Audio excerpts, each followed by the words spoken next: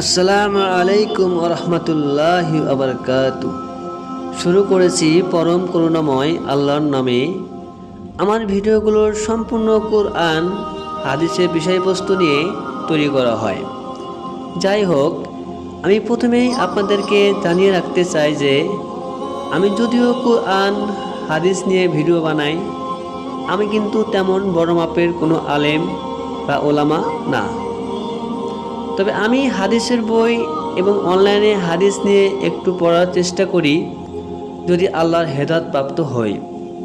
আর আপনাদের কাছে ভিডিও আকারে উক্ত হাদিসগুলো তুলে ধরার চেষ্টা করি। তবে সকলের প্রতি অনুরোধ থাকবে যে আমার ভুলভ্রান্তি ক্ষমা সুন্দর দৃষ্টিতে দেখবেন। আশা করি ইসলামের প্রতি ভালোবাসা রেখে আপনারা আমার হালিম অফিসিয়াল চ্যানেলটিকে সাবস্ক্রাইব করে পাশে থাকবেন।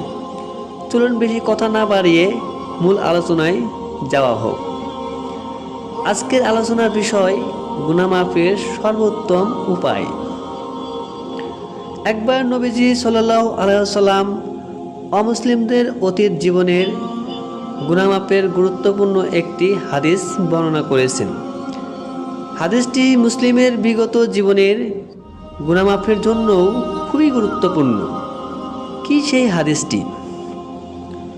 হযরত ইবনু আব্বাস রাদিয়াল্লাহু তাআলা আনহু বর্ণনা করেছেন, একদিন কিছু সংখ্যক মুশরিক লোক, যারা মুশরিক অবস্থায় হত্যাযজ্ঞ চালিয়েছে, জেনা ব্যভিচারে লিপ্ত ছিল, তারা রাসূলুল্লাহ সাল্লাল্লাহু আলাইহি সাল্লামের কাছে এসে বললেও, আপনি যা বলেন এবং যেদিকে আহ্বান করেন তা খুবই উত্তম।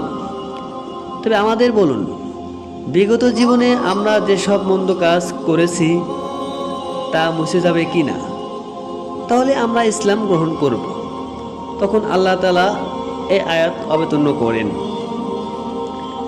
আর যারা আল্লাহর সঙ্গে অন্য উপাস্যের ইবাদত করে না, আল্লাহ যার হত্যা অবৈধ করেছেন, সঙ্গত কারণ ছাড়া তাকে হত্যা করে না এবং ব্যভিচার করে না। যারা এ কাজ করে তারা শাস্তির সম্মুখীন হবে। সূরা ফুরকান আয়াত ৬৮। বলুন, হে আমার বান্দাগণ, যারা নিজেদের উপর জুলুম করেছো, তোমরা আল্লাহর রহমত থেকে নিরাশ হও না। নিশ্চয় আল্লাহ সব গুনাহ মাফ করেন, তিনি ক্ষমাশীল, পরম দয়ালু। সূরা জুমার আয়াত ৫৩, মুসলিম। এই হাদিস থেকে বোঝা যায় যে কোনো অমুসলিম যদি উক্ত অন্যায়গুলো করার পর ইসলাম গ্রহণ করে, তবে আল্লাহ তাআলা তাদের ক্ষমা করে দিবেন। কারণ আল্লাহ তাআলাই বলেছেন তার রহমত থেকে নিরাশ না হওয়ার জন্য।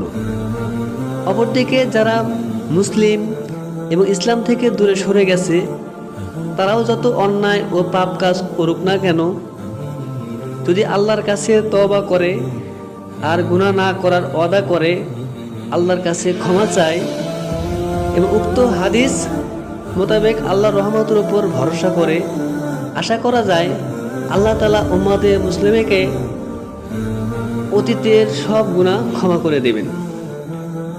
নবীজির শেখানো ভাষায় বেশি বেশি ক্ষমার প্রার্থনা দোয়া করাও গুনাহ মাফের উপায়।